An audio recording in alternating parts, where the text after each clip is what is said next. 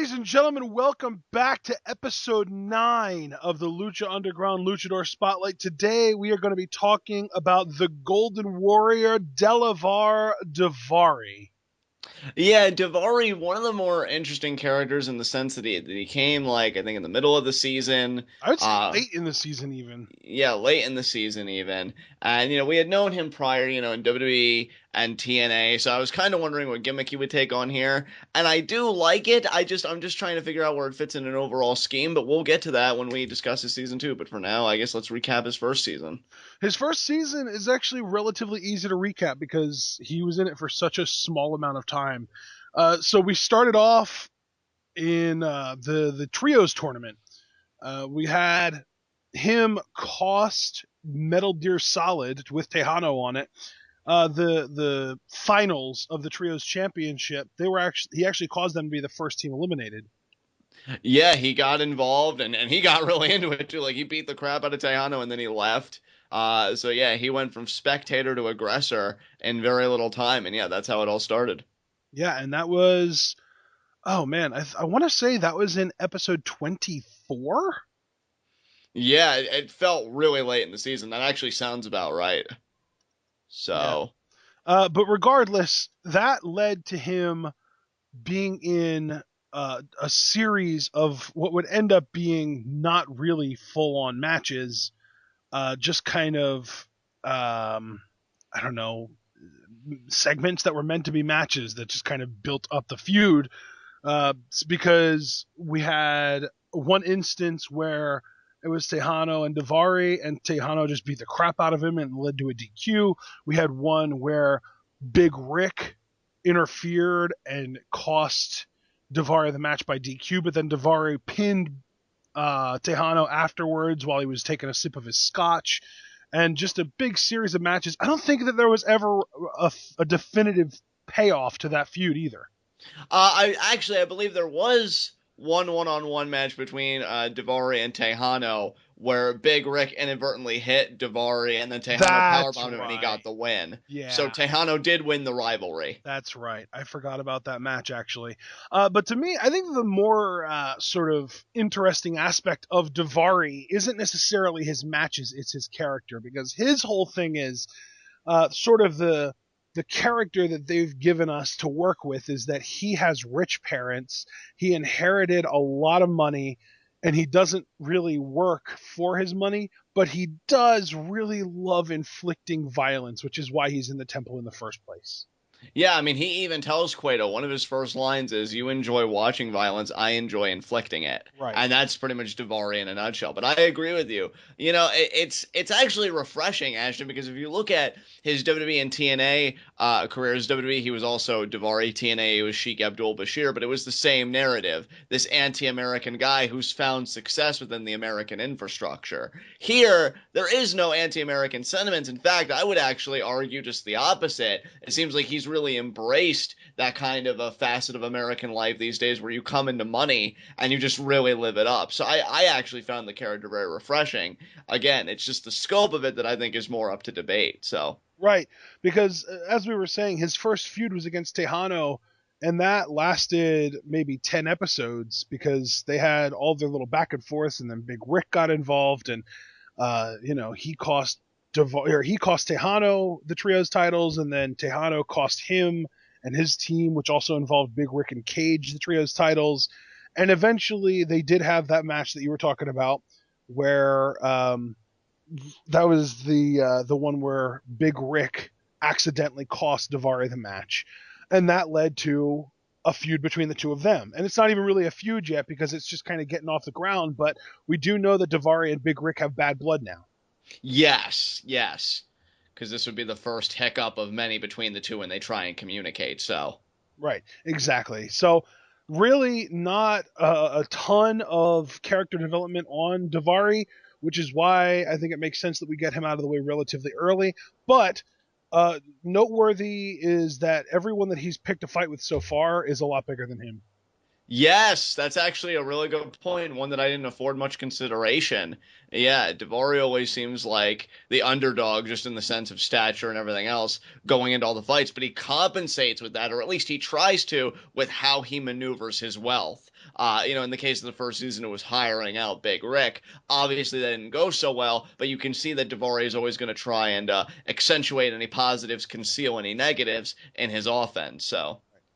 And I think that that also speaks to just him as a person, because it's kind of like he has this image of himself that's bigger and scarier than he really is, because he's got such an inflated ego.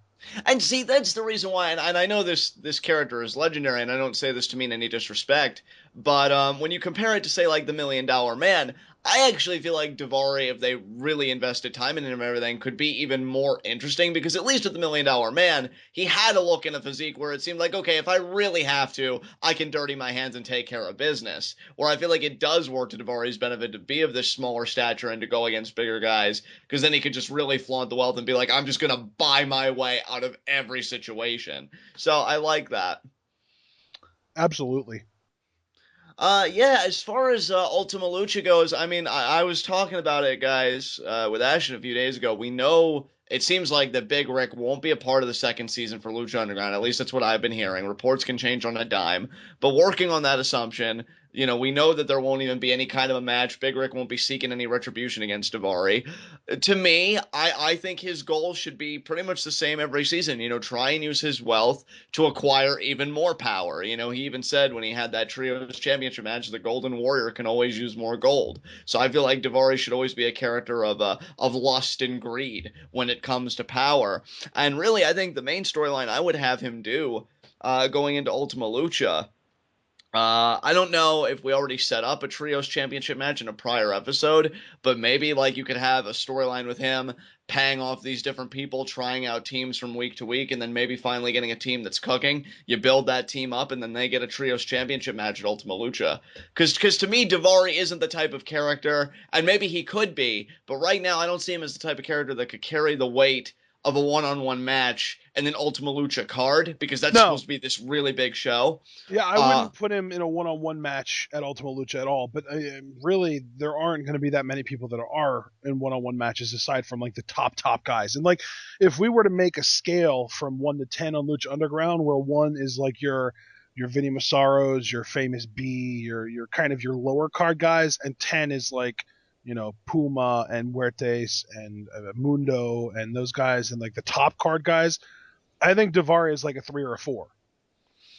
yeah, I would agree with you there. I He's mean, like a lower mid card guy. It's hard to kind of wrap your mind around that, because he has such a prominent character and he's such obvious motivation, and it feels like it would be like an upper mid card kind of character. But Lucha Underground does a great job of fleshing everyone out.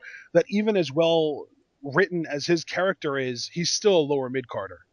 exactly. Now, maybe if you wanted to give him the greater appearance of being some kind of a threat, maybe you have him forge an alliance with somebody on the basis of money. I don't know. Maybe they just accept money for money's sake, or maybe they're a Technico that needs it because they're in some kind of financial straits.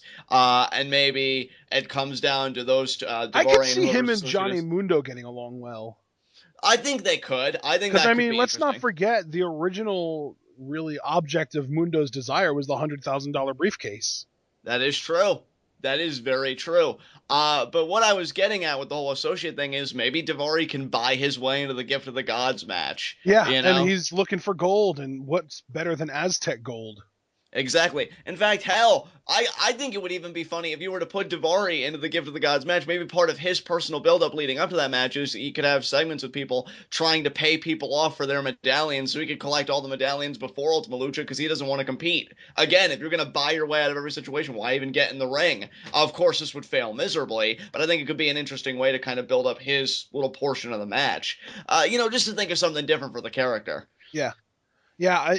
I just had a thought, and I want to just throw it out there, because that's just kind of what we do in these. We just throw ideas out there, bounce them off each other, see what sticks, that kind of thing.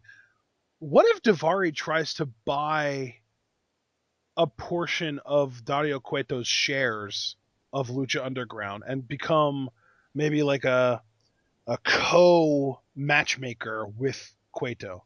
See, now that's an intriguing possibility, Ashton. And it's funny that you mentioned that because a little while ago, when you were giving the rundown of Daivari's first season, I'm thinking to myself, you know what? Cueto has wealth and Daivari has wealth, so wouldn't it be something if Daivari was hiring all these guns and Cueto couldn't go to them anymore? Because to me, if I'm somebody and I have a choice between Cueto and Daivari, I'm going to go with Daivari because the money seems to be just as good, and I think he poses less of a threat. Whereas Cueto, he's got this whole backstory we know nothing about, and he's got Matanza. Yeah. I'd rather take my chances with Daivari. So maybe knowing that, Cueto would try and snuff out Daivari, and maybe there would be that kind of contention there. But I like your idea of Daivari buying up some shares and having more of an ownership stake in the Yeah. I think it temple. would be really interesting if they did like, because we know we have like this sort of big, not really sure who's sticking around, not really sure who's not faction with Chavo, Cisco, Cortez, and Blue Demon Jr. And those four guys. And I mean, you said Big Rick is kind of retired or just not coming back or whatever. So I was going to include him in that group, but I guess he won't be back. But we still have those four guys. Maybe Daivari gets in Blue Demon's ear and he says, "Hey man, whatever Cueto's paying you, I'll undercut him or overcut him or whatever. Pay you slightly more than what he's paying you, and all you need to do is just keep an eye out for me." And then next thing you know, maybe he buys out somebody that hadn't necessarily already been under Cueto's dollar, but was somebody that Cueto was eyeing up. Like maybe just maybe Cage, because they've worked together already. Maybe Cage is a guy that they kind of see him as like a free agent, and Cueto wants to swoop him up and have him do his own dirty work, and Daivari pays him and pays him to kind of play that Big Rick role where he's kind of his bodyguard now. They do teams together, that kind of stuff, and that pisses Cueto off. So Cueto sends the crew, all four guys, to beat down Daivari, and Daivari already has Blue Demon in his back pocket, so it ends up being 3-on-3, and it's just Chavo, Cortez, and Cisco versus Blue Demon, uh, Daivari, and Cage. I really like that idea. And you know what? When you were going through your whole thing, it kind of inspired me, kind of infected me. You know how we talked about in our Lucha rewatch series how Chavo was kind of a catalyst for the first season? Yeah. Maybe Daivari could kind of be a catalyst for the second because think about it. If he's buying up all these shares and swaying all these loyalties, now I know it does kind of You reek know of what, John? I'm going to say it right now. In season one, we had a full on death and possibly a second one with Conan. We don't know about that. I think Daivari is going to die in season two. I think he is going to be the second victim of Matanza. And see, I agree, and it's funny you invoke Matanza because I was getting ready to say I know this kind of reeks of like the WWE storyline in 2002. McMahon versus Flair for the ownership stakes, but I think Cueto could see Daivari gaining all this power, gaining all this authority within the temple, and he says, "Well, I'm losing my grip. Time to play my ace in the hole," and that's what unleashes Matanza. But of Yep. course, Matanza can't be contained. So after he takes care of Daivari, and Cueto's like, all right, get back in your cage, or gives him some kind of an order. It clicks with Matanza. Wait a minute, I'm free now. I don't have to listen to this scumbag. And he goes on a Well, tear. And I then who mean, ultimately? technically, he already did that in Ultima Lucha. He already let Matanza out. That is true. But I see again. I just have this feeling with Matanza that with any monster, you can only restrain them for so long Right. until they turn on you. And the And hilarious thing is, Cueto compared him to a pit bull because not pit bulls aren't born aggressive and that kind of thing, like the sort of stereotype says. But their owners raised them to and forced them to become that, and that's kind of what the story is with Matanza, or that we're led to believe. What if Matanza, just like all pit bulls supposedly do, even if it's only once, what if he turns on Cueto? Because that's the like, and I know that this isn't necessarily a fact or anything like that, and I'm sure plenty of people are going to come out with examples of me being completely wrong here.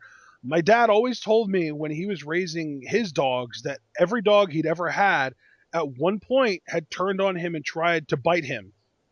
I just right, have to wonder if Matanza is going to do the same to Cueto. And you know what? And again, bringing it back to Daivari, it could all be because Daivari was muscling in on that territory. And then Yep. who's left to stop Mil Muertes? We'll make the connection to a prior episode. Or Matanza, Mil Muertes. Making that connection, saying that Yep. Matanza and Mil Muertes could be on a collision for Ultima Lucha too. Can you imagine Matanza just going on this rampage the whole season and then the biggest possible threat steps up to him at the biggest possible show? And Yep. it's all because Daivari had too much confidence in his pockets. I think that's an amazing story right right there. Look You at take that, John. We took a character that we were talking about how we'd struggle to get past 10 minutes on this spotlight, and now we've got ideas just flowing, brother. Yeah, I mean, well, money talks, and that's the great thing about the Daivari character. It isn't even so much him; it's what he offers. Absolutely. And yeah, dude, great stuff. Yep. All right. I'm really happy with what came out of this now because the whole idea of uh, Daivari and Cueto battling it out pocket for pocket, wallet for wallet really just gets me excited. So with that, guys, I think I'm going to close it out. John, do you have any kind of last thoughts as far as Daivari goes? No, I'm pleasantly surprised how this turned out as well. This was All great. right. Yeah, yeah. I already have the background finished for this and everything, so this is all good. Ladies and gentlemen, this has been fun, and I think just to kind of keep it simple, and really because we've already talked about Kate. No, we haven't. We've already talked about Big Rick. We've already talked about Tejano. We can't really do anything else as far as who relates to Daivari, so let's bring it back to the only other guy that we can talk about that had anything to do with Daivari this season, Cage. Oh yes, Episode 10 yes. is going to be our Cage spotlight. So, ladies and gentlemen, we will see you for that unless something insane happens on Raw, and it'll be on Tuesday.